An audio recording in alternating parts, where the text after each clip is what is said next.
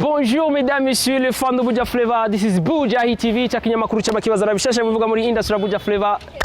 Nababwiye ni on the mic ni Will behind the camera novuga ko ari CK. Hama uko mubibona ni challenge twovuga yahindukira.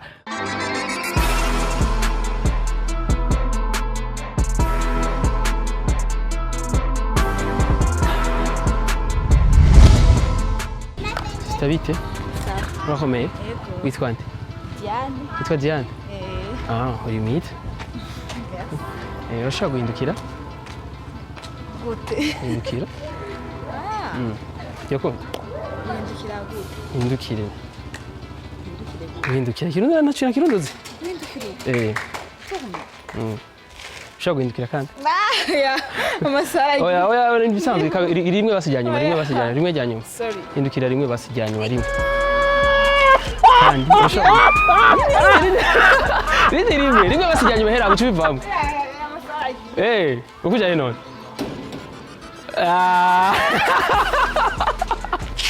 Waravuze ko za Buja TV.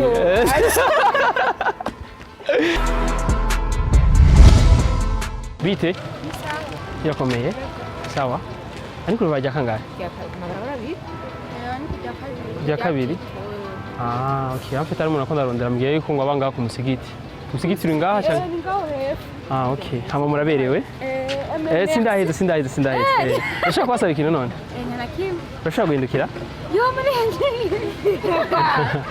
Nabigusabye sivyo? Canke wewe? Nibisanzwe? Uwo bikora? Yo, Era basi reka basimindukire basi. Sivyo? Oya, Hindukira nibisanzwe hindukira ucuhindukira. Utinyiki none?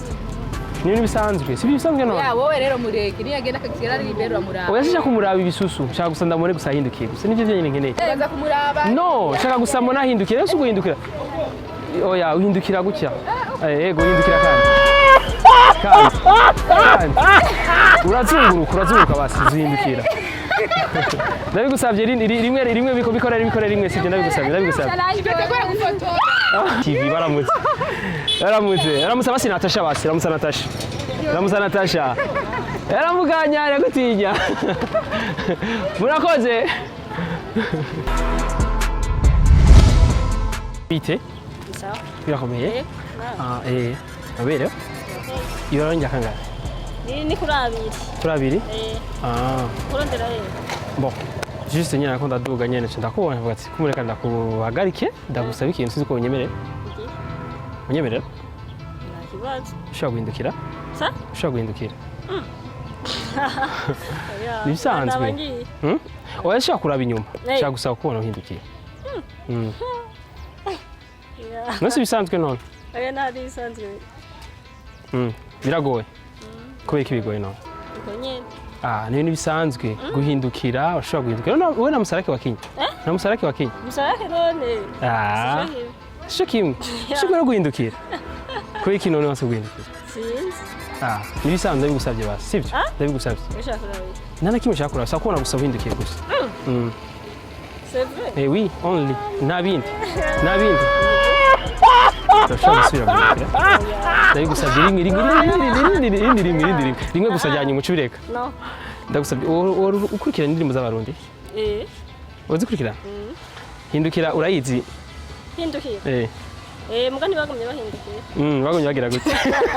Urashaka guhindukira rero rimwe? No. Mfite ni indirimbo ya B-Face na Natasha urayizi? Ndayizi. Barahindukira urabizi?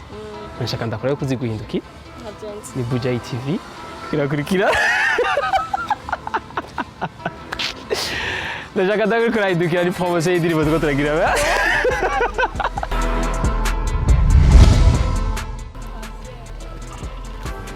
Bite?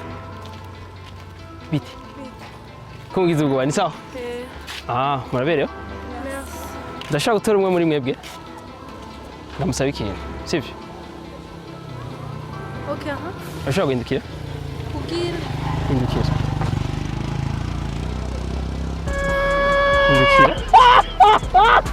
Urashaka gusubira? Rindi rimwe gusa. Hindukira rimwe gusa.